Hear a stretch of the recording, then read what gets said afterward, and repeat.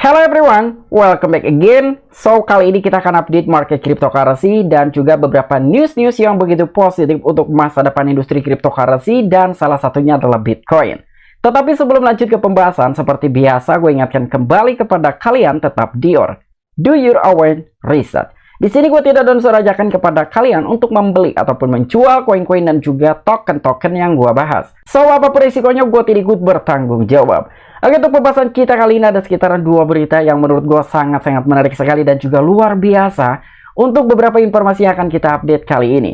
Oke, jadi untuk informasi yang pertama yang telah terjadi baru-baru ini di negara Argentina adalah hyperinflasi. Bahkan hanya memakan waktu 1 hari saja, Bank Sentral di negara Argentina mau tidak mau dia harus menaikkan suku bunga sekitar 23% dari 97% menjadi 113%. Dan salah satu kandidat dari calon presiden negara Argentina, dia menyatakan akan mengadvokasi atau menghapuskan Bank Sentral Argentina dan akan mempercayai terhadap Bitcoin. Wow, apakah kali ini sudah saatnya dari beberapa negara harus mempercayai terhadap nilai Bitcoin yang kemungkinan bisa dijadikan sebagai lindung nilai walaupun sebagian orang telah mempercayai akan hal itu. Tapi lebih banyak orang-orang yang belum percaya terhadap utility, use case, dan juga underlying dari sektor industri cryptocurrency termasuk Bitcoin.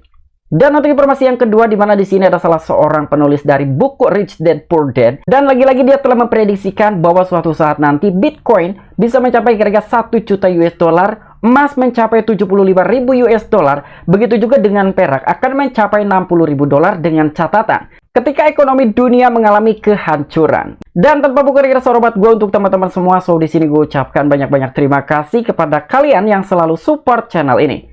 Dan yang baru mampir atau yang baru menemukan channel ini, silahkan klik tombol subscribe terlebih dahulu, walaupun gue tidak memaksa kalian untuk subscribe channel ini. Oke, jadi seperti biasa sebelum lanjut ke poin inti pembahasannya, kali ini kita akan cek mengenai kondisi market cryptocurrency. Apakah hari ini sedang terjadi kenaikan atau sedang dalam tahap koreksi? Melihat kondisi market cryptocurrency hari ini belum cukup terlalu bagus ya, karena di sini melihat dari segi volumenya saja masih mengalami penurunan 1,21%, yang artinya mungkin dari tingkat volatilitas di market cryptocurrency tidak terlalu besar. Dan mengenai market cap secara global di industri cryptocurrency pun sama, masih mengalami penurunan 0,15%. Di sini ada Bitcoin yang telah terjadi penurunan hari ini 0,23%, dan dalam waktu 1 minggu terakhir Bitcoin masih mengalami penurunan di atas 10%. Dan harga untuk Bitcoin hari ini di 26.034 US dollar. Di sini pun ada Ethereum ya, tapi untuk Ethereum sendiri masih mengalami kenaikan 0,28%, tetapi dengan beberapa altcoin lebih cenderung mengalami penurunan dibandingkan beberapa altcoin yang sedang terjadi pemulihan ataupun kenaikan. Oke, jadi untuk informasi lebih lengkap dan lebih lanjutnya seperti apa, so gak perlu banyak basa-basi, kita langsung saja masuk ke sumber informasinya. Oke, untuk informasi yang pertama, di mana di sini ada salah satu media Coindex.com yang telah membagikan suatu informasi dari negara Argentina. Wow, ini sangat menarik sekali dan gue sangat suka dengan adanya suatu informasi seperti demikian yang telah mempercayai terhadap Bitcoin.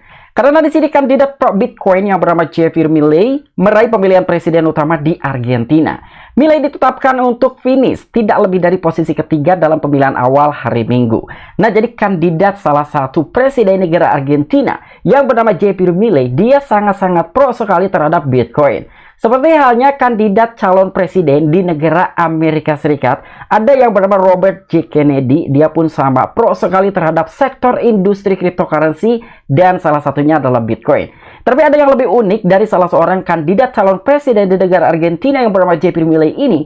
Dia memiliki suatu pandangan dan telah menyatakan dia akan membasmi Bank Sentral Argentina. Javier Milei seorang kandidat libertarian yang telah mengadvokasi penghapusan Bank Sentral dan mendukung Bitcoin. Memenangkan pemilihan presiden pertama di Argentina dengan 90% suara telah dihitung. Milei dari partai La Libertad Avanza, Kemerdekaan Maju, memiliki 30,5% suara versus kandidat dari Juntos por el Cambio, Bersama untuk Perubahan, dan Unidos por la Patria, Bersatu untuk Tanah Air, yang masing-masing menerima 28% dan juga 27%. Jajak pendapat pra pemilihan menunjukkan Milei tidak akan menempati posisi lebih tinggi dari ketiga dalam pemungutan suara hari ini. Nah, jadi di sini dari Javier Milei sendiri salah seorang kandidat di negara Argentina. Dia adalah salah seorang libertarian yang telah mengadvokasi akan merencanakan untuk menghapus bank sentral demi mendukung Bitcoin. Tentu ini menarik bukan, yang telah dinyatakan oleh salah seorang kandidat calon presiden di negara Argentina yang bernama Javier Milei. Dan bahkan dia hari ini telah memenangkan pemilihan presiden pertama di negara Argentina. Dengan 90% suara yang telah dihitung, ternyata Javier Milei telah mengumpulkan suara sebanyak 30,5%. Dibandingkan dengan kedua lawannya dari beberapa partai seperti Juntos por el Cambio dan juga Unidos por la Patria yang masing-masing mengumpulkan suara sebanyak 28% hingga 27%. Dan jajak pendapat pra pemilihan menunjukkan Milei tidak akan menempati posisi lebih tinggi dari ketiga dalam pemungutan suara hari ini. Walaupun saat ini Javier Milei telah menduduki dengan suara paling banyak, tetapi menurut artikel tersebut, bahwa Milei tidak akan memiliki ataupun menempati posisi lebih tinggi dari ketiga pesaingnya dalam sebuah pemungutan suara hari ini. Yang artinya mungkin pemungutan suara ini masih tetap berlanjut dan belum selesai. Tapi dengan pemungutan suara yang lebih banyak yang telah dikumpulkan oleh Milei ini, sedikit banyaknya mungkin masih memiliki suatu potensi untuk Javier Milei ini akan menduduki posisi pertama dari para pesaingnya. Dan bank sentral adalah penipuan, mekanisme di mana posisi menipu orang-orang baik dengan pajak inflasi. Bantah Milei sebelumnya mengenai Bitcoin, dia juga telah mengatakan bahwa itu mewakili pengembalian uang kepada pencipta aslinya, sektor swasta. Nah, jadi lebih kurang seperti ini poin yang telah disampaikan oleh salah seorang kandidat presiden di negara Argentina yang bernama Javier Milei.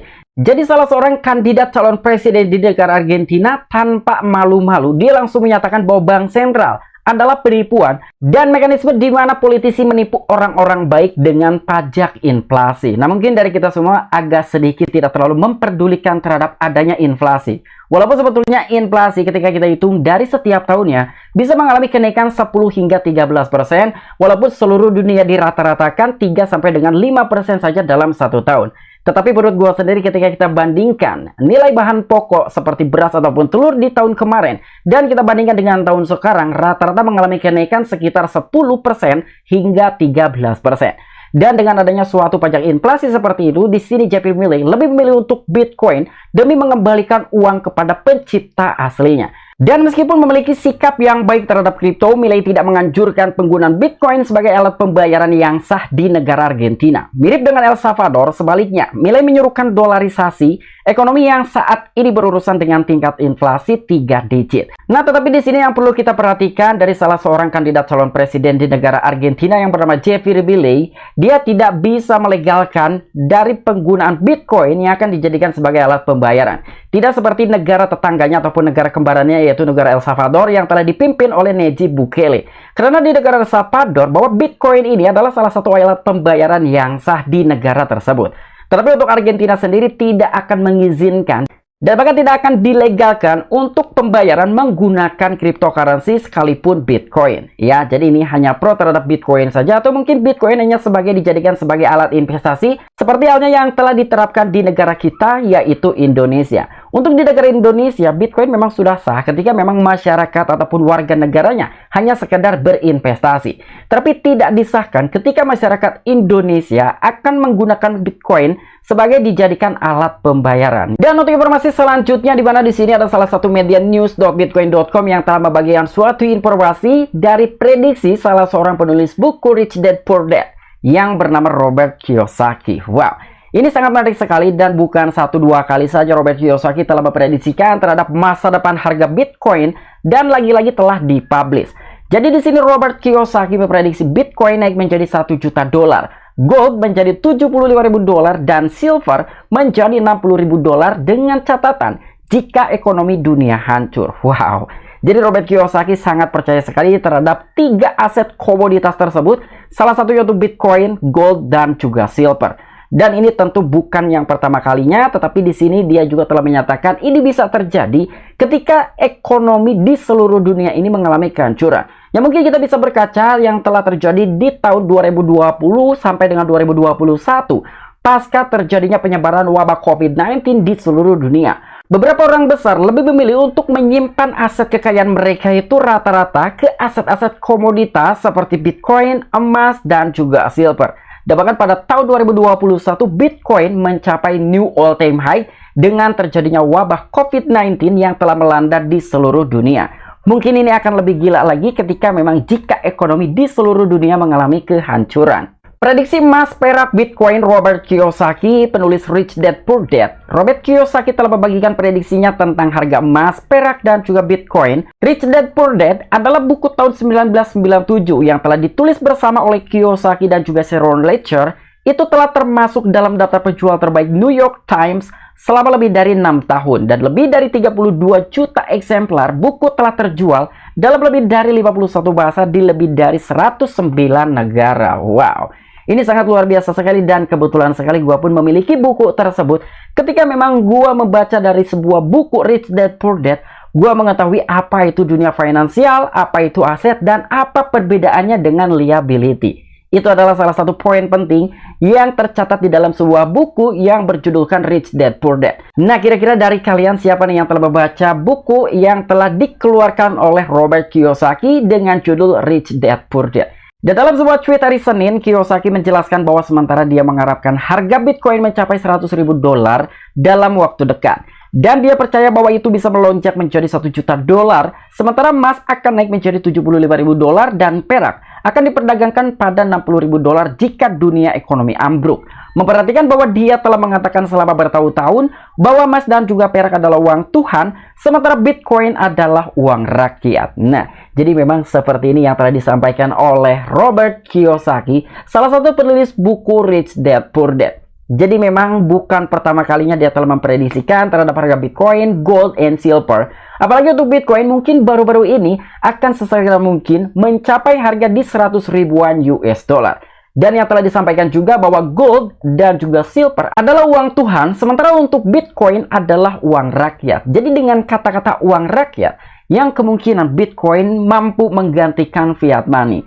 Walaupun masih kecil kemungkinan untuk Bitcoin bisa menggantikan fiat money karena tidak semua orang mengetahui apa itu Bitcoin dan bagaimana cara kerja dari Bitcoin. Apa itu blockchain-nya, lebih kurangnya seperti itu.